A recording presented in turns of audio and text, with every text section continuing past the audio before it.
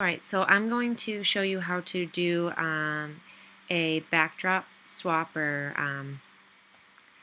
adding a backdrop without losing all the little details of the hair. Basically what I do first is I go down to my background layer and I duplicate it, so Command J. And then I am going to go over to my quick selection tool right here, which is the little brush with the little dotted selection circle. And I am then going to select my subject or whatever I don't want to change. I usually do just one big quick selection around it, and then I kind of go in for a few of the details, but you don't have to be too picky at this point. So plus and minus are up here. Minus will subtract, and plus will add to your selection. So I want to subtract some spots first, make sure that I don't want this part selected. I want it just up to the arm. And then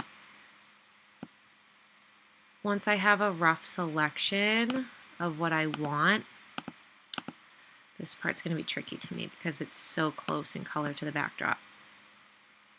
Smart thinking on my part. Not.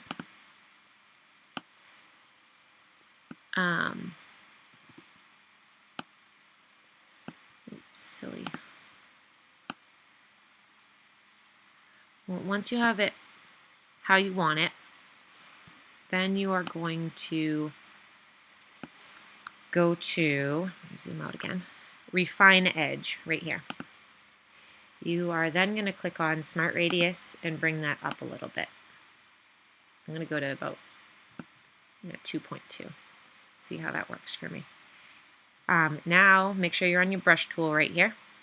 There's other options in there, erase, and you want the Refine Radius tool, so it's on the little brush. And now you're going to brush over all the areas that have all the little details or that didn't select exactly how you wanted it to, and it will kind of, well, it will be smart, and it will select around them. See how that worked? It's pretty cool. Alright, and once you have all the areas selected that you wanted it to kind of rethink, kind of still did something funky there, but I can even change that up after, because what we're going to do is we're going to do feather the edge a little, because you don't want your subject to look super cookie cutter, like you just cut it out and paste it somewhere.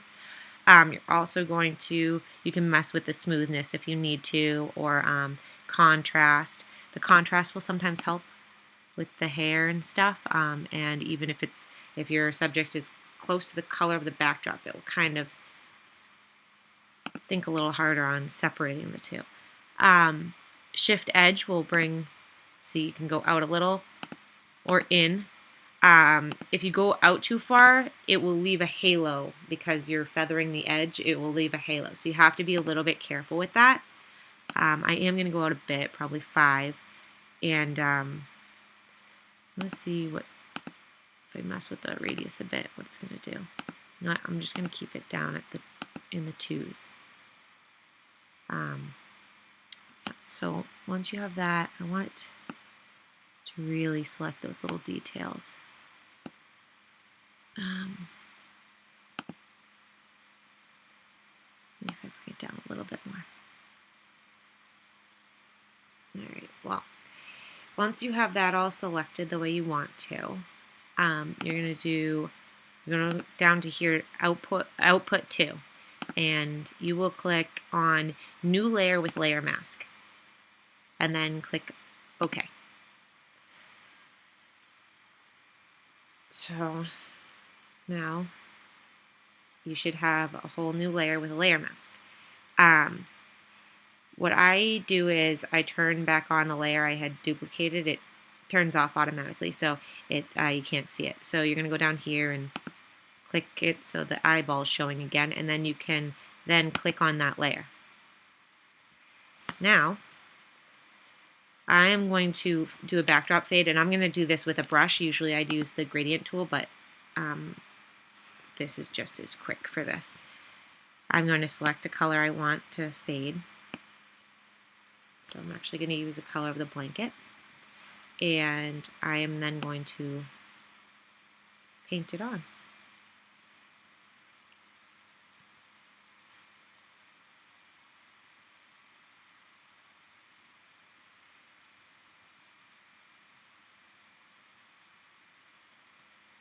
And you can actually turn the opacity down a little. I clicked 3, so it went down to 30.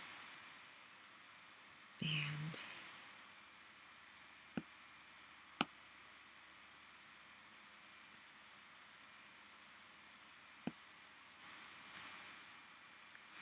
I'm going to go in here and fix this with the patch tool, actually, because this is the back of the headband right here, and I don't want that to show.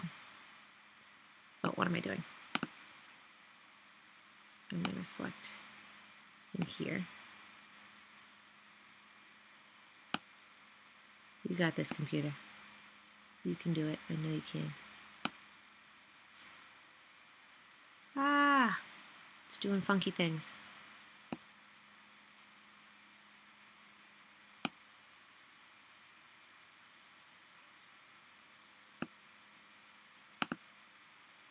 And then see how that's all messed up right in there? Because I didn't select it properly. I can just go back to my layer mask and go back to my brush tool. So I'll click B. And I'll go down, down, down, down, down, down, down, down, down, really tiny. And I can make sure that I'm on subtract, which is black. And I'm going to paint over that. Oh, make sure I'm on 100% too. So click 0, brings you back to 100%. And you can erase away your mistakes from your selection. And you can be more picky than I am right now, but that should give you an idea on how to add a backdrop without losing all the little hairs and flyaways.